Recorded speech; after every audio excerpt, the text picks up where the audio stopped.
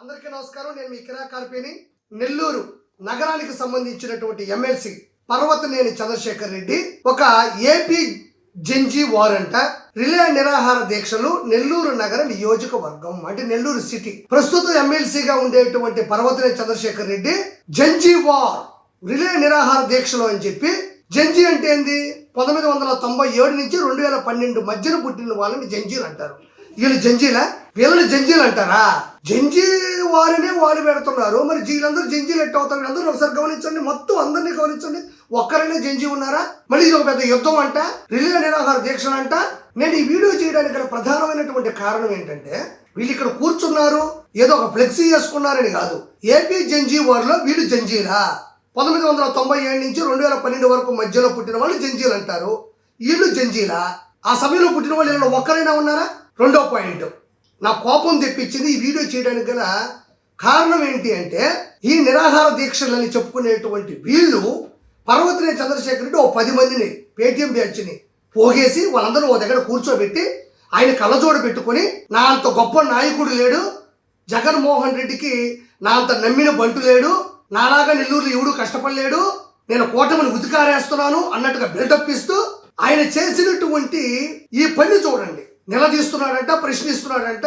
ఇప్పుడు చూడండి, ఈ వీడియో ప్లే చేస్తాను. ఎంత దుర్మార్గమైనటువంటి ఆలోచన, ఎంత విషపు ఆలోచన ఒకసారి చూడండి, వినండి. సరే, అందరూ కూర్చున్నారు, జెన్జీ వారు అన్నారు, అది తప్పు, వాళ్ళు జెన్జీలు కాదు. చూడండి, ఇది గోవింద నామాల రాగం. ఇది గోవింద హరి గోవింద, గోకుల నందన గోవింద, శ్రీ శ్రీనివాస గోవింద, శ్రీ వెంకటేశ గోవింద, భక్తవత్సల గోవింద, భాగవత ప్రియ గోవింద, గోవింద హరి గోవింద. ఎంత వినసొంపుగా ఉంది. ఆ శ్రీనివాసుని, ఆ గోవిందుని, ఆ 7 కొండల వాడి గోవింద నామాలివి. కొండ మీదకి వెళ్ళినా, గుడి లోపలికి వెళ్ళినా, మెట్ల మార్గంగా నడుచుకుంటూ వెళ్తూ ఉన్నా ఈ గోవింద నామాలను స్మరించుకుంటూ ఆ వెంకటేశుని ఆశీస్సులు కోరుకుంటూ ఉంటారు జనాలు. అంత పవిత్రమైన అంశానికి సంబంధించినటువంటి గోవిందుని నామాలవి. ఆ నామాల రాగాన్ని తీస్తూ ఆ పదాలని మార్చి వీళ్ళు ఎలా పాడుతున్నారు చూడండి. ప్రశ్నించవచ్చు, ఏదన్నా తప్పు ఉన్నా, ప్రభుత్వం కరెక్ట్గా పనిచేయకపోయినా, భారతదేశంలో ఉండే ఏ రాష్ట్రంలో అయినా అపోజిషన్ పార్టీ అనేది ప్రత్యర్థులు ఖచ్చితంగా అడగతారు అభ్యర్థుల్ని, అందులో తప్పు లేదు. ఇది పద్ధతే? అందరూ కూర్చొని వెటకారంగా మెడలో దండలేసుకొని అడ్డదిడ్డంగా కూర్చొని గోవింద నామాల రాగంలో పదాలను మార్చి, ఎంత అపవిత్రం, ఎంత అవహేళన! ఇలా ఎవరైనా చేస్తారా? ఈ చంద్రశేఖర్ రెడ్డి అనే వ్యక్తి వీళ్ళందరినీ పోగేసి, మనం ఆ భగవంతుడికి సంబంధించినటువంటి అంశాలను కూడా పక్కదోవ పట్టిస్తూ, పవిత్రమైన అంశాన్ని కూడా పక్కన పెడుతూ, ఎంత దిగజారిపోతామని కూడా పట్టించుకోకుండా ఈ విధంగా ఎవరైనా జంజీలని అబద్ధాలు చెప్పుకుంటూ రిలే నిరాహార దీక్షలు అని ఇలా అడ్డదిడ్డంగా రోడ్లని అడ్డగిస్తూ ఇక్కడ రకరకాల వ్యక్తుల చేత ఆ గోవిందుని యొక్క నామాలని, ఆ రాగాన్ని చూడండి ఎంత దారుణంగా ఇది. గతంలో జగన్మోహన్ రెడ్డి 2019 నుంచి 2024 మధ్యన పైన అన్నదాన ప్రసాదాన్ని, లడ్డూ ప్రసాదాన్ని ఎంత నాసిరకం చేశాడు. పులి భయం పెట్టి కర్రలో అమ్ముకొని డబ్బులు చేతిలో వేసుకున్నటువంటి వ్యక్తి జగన్మోహన్ రెడ్డి. పైన పరకామంలో ఎన్ని చోరీలు జరిగాయి, పైన ఎన్ని వ్యాపారాలు, ఎన్ని గుట్కాలు, ఎన్ని సిగరెట్లు, ఎన్ని మందు సీసాలు, పైన పూజారుల్ని బ్లాక్మెయిల్ చేసి దేవుని యొక్క పూజలు ఆపినటువంటి హీనుడు జగన్మోహన్ రెడ్డి. ఆర్కే రోజా అయితే ఏకంగా కొండ మీద ప్రెస్ మీట్లు పెట్టి జగన్మోహన్ రెడ్డికి భజన చేయడం, టూరిజం పేరుతో అన్ని రాష్ట్రాల్లో, అన్ని కేంద్రాల్లో దర్శన టికెట్లని అమ్ముకొని కోట్లు సంపాదించడం, అన్యమత ప్రచారాన్ని పైన విస్తృతంగా వ్యాప్తి చేయడం, దీనితో పాటు ఆంధ్ర రాష్ట్రంలో ఉన్న పలు హిందూ దేవాలయాల్లో విగ్రహాల చోరీలు, హిందువుల దేవాలయాల మీద దాడులు, ఎర్రచందనం ఎత్తివేత, కుండీలో ఉండేటువంటి పరకామణి సొమ్మును కూడా తాడేపల్లి ప్యాలెస్ తెప్పించుకొని లెక్క పెట్టుకొని సొంత ఖర్చులకు వాడుకున్నటువంటి హీనుడు జగన్మోహన్ రెడ్డి. అన్ని తప్పుడు పనులు చేశాడు కాబట్టి ఆ వెంకటేశ్వరుడు యొక్క ఆగ్రహానికి బాధ్యుడై శపించబడి 151 నుంచి 5 పోయి 11కు వచ్చాడు.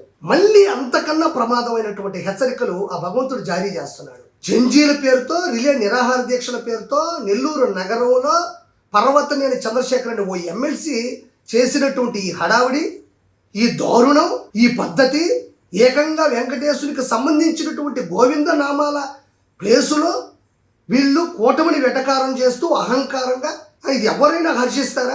ఇది ఎంత తప్పుడు ప్రచారం ఇది. మాట్లాడాలి, అడగాలి, ప్రశ్నించాలి, తప్పులుంటే చూపించాలి, ఏలెత్తి చూపించాలి.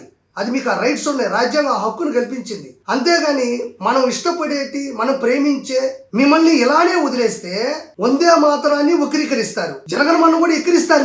మీరు కూటమి ప్రభుత్వానికి సంబంధించినటువంటి పలు అంశాల మీద మాట్లాడే విధానంలో పవిత్రమైన అంశాలను కూడా మధ్యలోకి తీసుకొని వచ్చి ఇంత దారుణంగా దిగజారిపోతున్నారంటే మీకు నెక్స్ట్ పడబోయే శిక్ష ఎక్కడైనా జరుగుతుందా? ఇది ఇలాంటి అంశం ఎక్కడైనా జరుగుతుందా? మైకులు ఉన్నాయి కదా, మాట్లాడండి. సోషల్ మీడియా ఛానల్స్ ఉన్నాయి కదా, అడగండి.